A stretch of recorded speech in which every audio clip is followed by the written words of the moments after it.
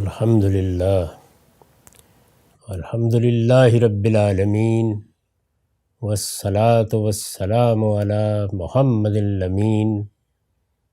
اعوذ باللہ من الشیطان الرجیم بسم اللہ الرحمن الرحیم۔ خواتین و حضرات، ہم مشکوٰۃ المصابیح میں کتاب الصوم کا مطالعہ کر رہے ہیں۔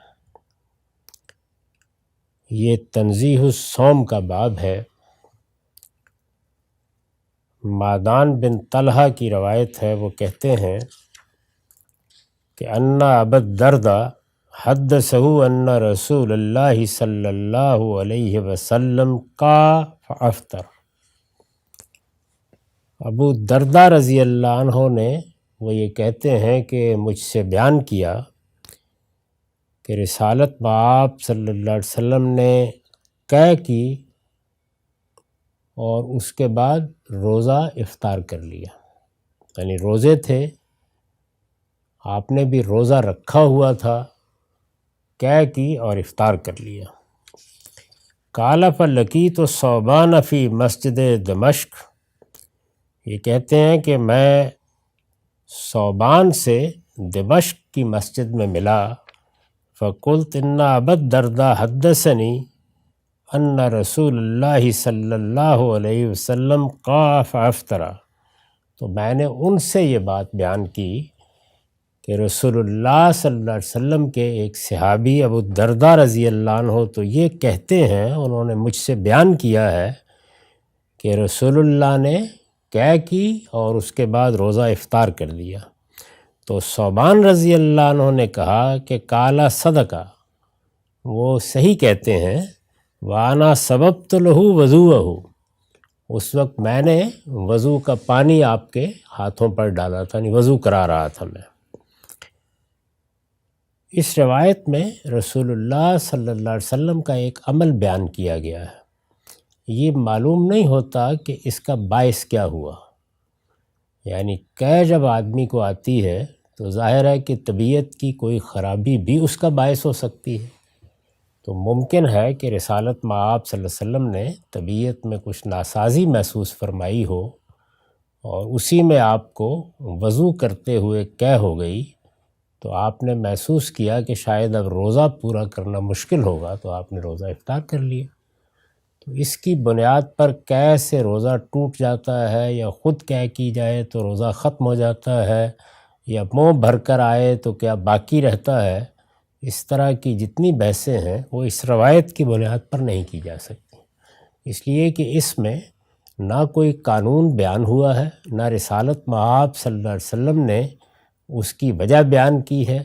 نہ وہ لوگ جو اسے روایت کر رہے ہیں وہ کوئی تفصیل بتاتے ہیں۔ اتنی بات کہ بہت سے اسباب ہو سکتے ہیں، اور ان میں سے ایک بہت قریب کا سبب یہ ہے کہ خود ہم لوگوں کو بھی اگر کسی وقت ایسی صورت پیدا ہو جائے کہ بس نازیہ کی کیفیت ہے، یا طبیعت ناساز ہو رہی ہے، یا کچھ پیٹ میں اس طرح کی خرابی ہے اور قے ہو گئی، تو اس کے بعد آدمی ایک اضمحلال کسی صورت محسوس کرتا ہے، اور اپنی طبیعت کا لحاظ کر کے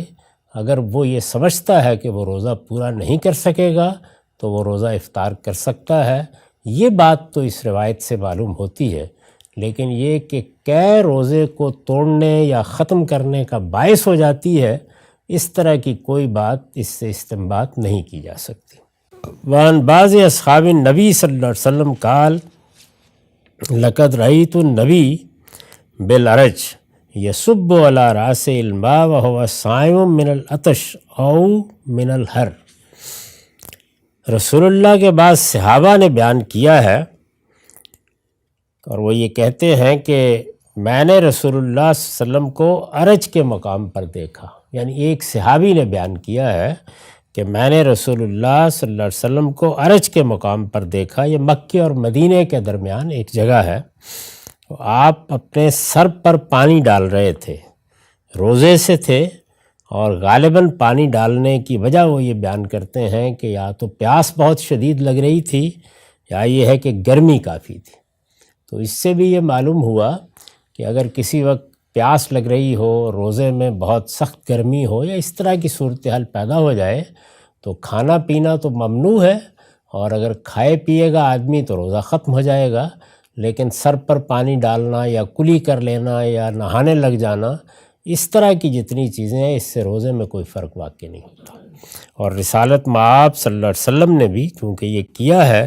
تو آپ سے بڑھ کر کون ہو سکتا ہے کہ جو اس طرح کی چیزوں میں احتیاط کرے، چنانچہ اس میں کوئی حرج نہیں ہے۔ وعن شداد ابن اوس ان رسول اللہ صلی اللہ علیہ وسلم اتا رجل بالبقی وهو یحتجم۔ شداد بن اوس کہتے ہیں کہ رسول اللہ صلی اللہ علیہ وسلم بقی میں ایک شخص کے پاس آئے، مدینہ کے بالکل ساتھ ہے، تو آپ نے یہ دیکھا کہ وہ حجامہ کرا رہے ہیں، پچھنے لگوا رہے ہیں۔ وَهُوَ آخذٌ بِيَدِي لِثَمَانِيَ عَشْرَةَ خَلَت من رمضان۔ رسول اللہ نے میرا ہاتھ پکڑا ہوا تھا، اور یہ رمضان کی 18 تاریخ تھی، یعنی رمضان کے 18 روزے ہو چکے تھے۔ فقال افطر الحاجم والمحجوم۔ تو رسول اللہ صلی اللہ علیہ وسلم نے فرمایا کہ یہ پچھنے لگانے والا اور جسے پچھنے لگائے جا رہے ہیں، دونوں اب افطاری کریں گے۔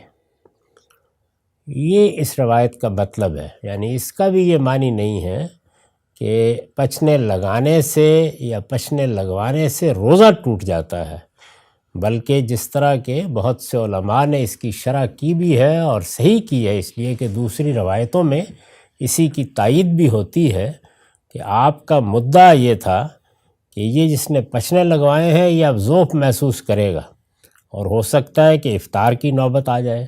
اور یہ پچھنے لگانے والا ہے کہ جو خون کو بعض اوقات منہ سے وہ لے کے کرتے ہیں، تو ہو سکتا ہے کہ یہ بھی محسوس کرے کہ کچھ اندر چلا گیا اور اس کے بعد روزہ افطار کرنا پڑ جائے۔